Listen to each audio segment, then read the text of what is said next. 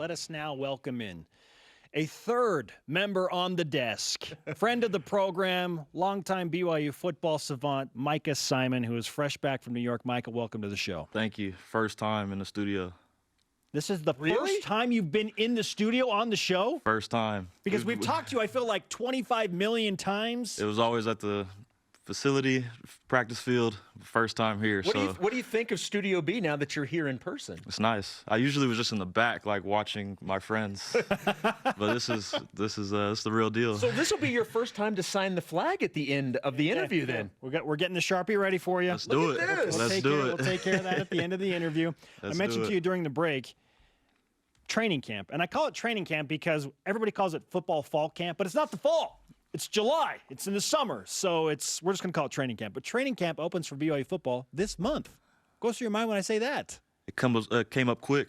I mean, I felt like it was just 100 days away from the game, and now we're at 58. So it's flying by. It's flying by, but I'm excited, and this team's excited also. Well, we know part of what you've done so far this summer. We'll get into that. What else have you done? Have you been able to do anything fun? Have you been able to get away? What's the summer, even though I know you don't have a ton of time, what have you been able to do? So far, I haven't been able to get out. Besides, we'll talk about New York, but this week I'm actually going to go to California and see my man Fred Warner. Okay. So, okay. Yeah, it's been a while since I've seen him. So. Is Troy going with you? Or is this just like a Micah Fred thing? No, this is a Micah Fred thing right now. But Fred will actually be back in town the following week. So then, the three amigos will be back together. Okay, well, it has to be a bachelor thing, right? I mean, Troy's married. Yeah, that's he's married. It's a little different now. The dynamics are different. The dynamics are different. Okay, you just returned from New York, and we're hanging out the Harlem Jets and Kalani Sitake's More2Life Foundation. I think people have kind of an idea of what goes into this, but now that you've been around it for a few years, for those that aren't familiar with what Kalani's trying to do, what is the More2Life Foundation, and why did he go to New York? Yeah, so I guess I can first start off with kind of why it's the name More2Life. It's Coach Kalani wanted to create something that was for these kids for them to have another opinion on life, another opinion on their future.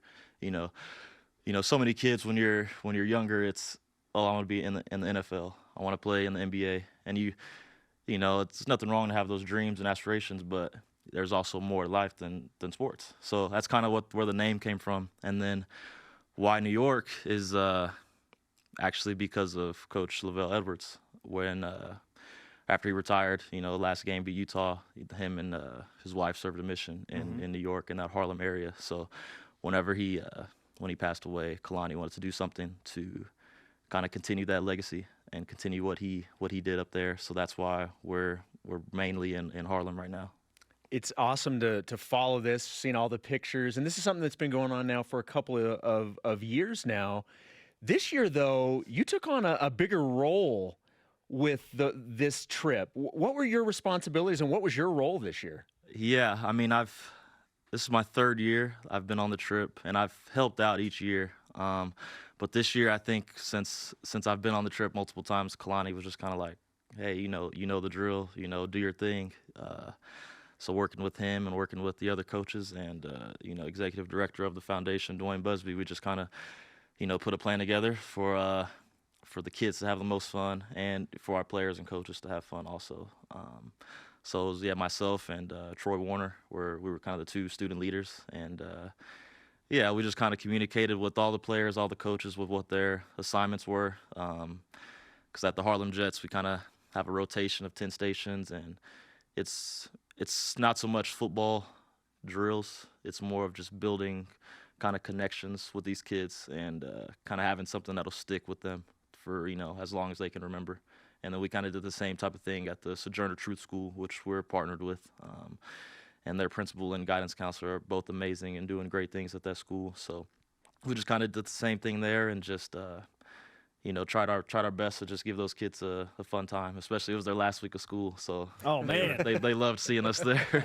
What kind of activities are involved in this when you talk about the 10 different stations? So yeah, we only had one real football station, which was just like a speed and space kind of deal. The kids, we couldn't get rid of that one. They loved that one. But other than that, we had like some dodgeball, some cornhole.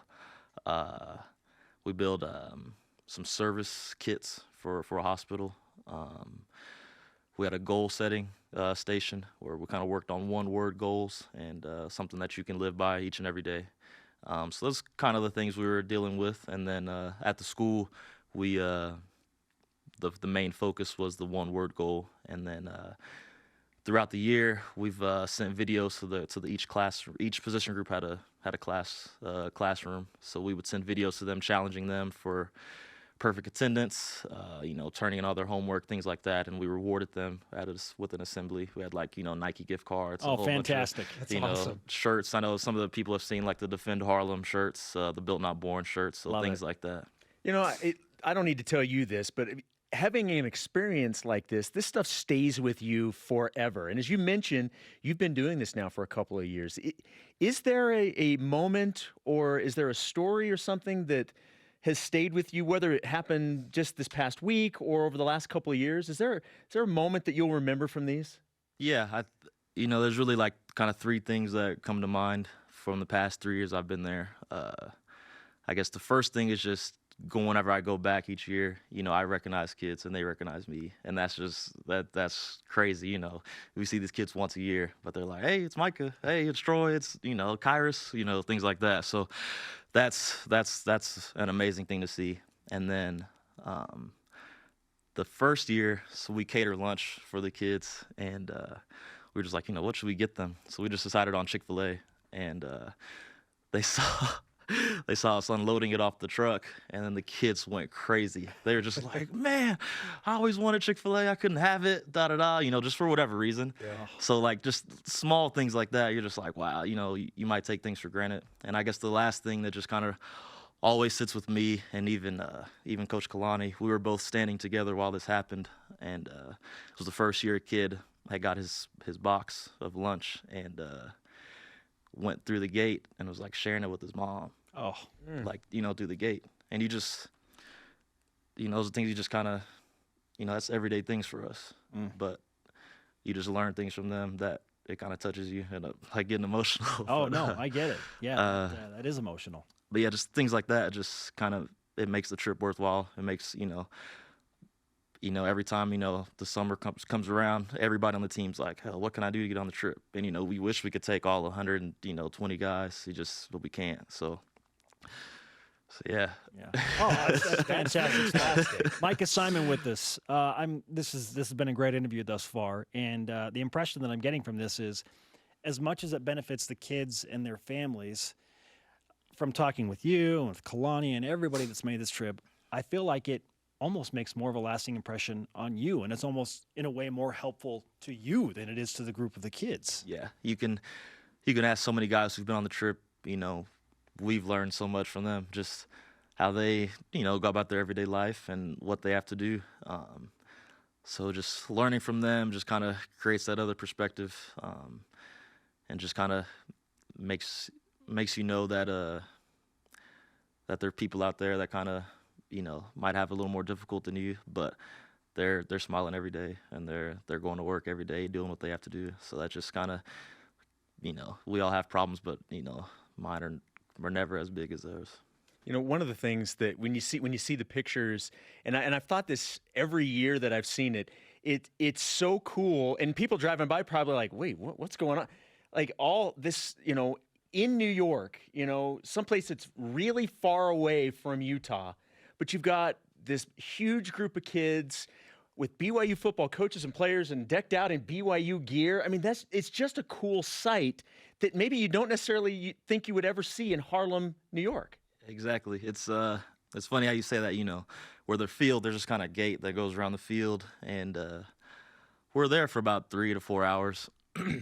Excuse me, but kind of hour by hour, you just see like more people just kind of show up, and they're just like watching, and they're just like, "Okay, what is this?" And then this past year we stepped up our game. We had a Ben and Jerry's truck, ice cream truck that pulled up. So there's just people from the street like coming in to get ice cream, and it's we prepared for that. We had enough to make sure we could just try to serve everybody.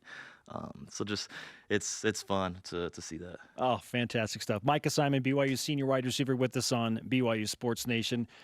When you talk about something like this, football definitely feels secondary, but I can't help but think, is there a way we can get the Harlem Jets to Amherst, Massachusetts to watch you guys play against UMass? Because I think that would be quite a sight. I don't know if it's possible. That just crossed my mind. Like, can we get those kids? Because I know they're huge BYU fans now. And it's so random being in Harlem, New York, rooting for the Provo, Utah team. But, man, what a cool thing. Yeah, we actually talked with one of their coaches, just seeing if we could have tickets, ready for at least, some of the guys that could be able to make it, because it would be great for us to see them, see them again, and them to see us, in action.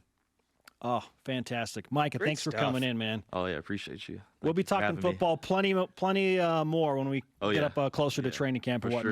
whatnot. Let's get the marker. We Oh, need let's your do it. signature. It's been too long. Yes, anywhere you want, you sign it. Micah Simon signing the Sailor Coug flag. The vintage logo is the specific name for this. Yes, take your time, pick your spot. It'll be up there forever.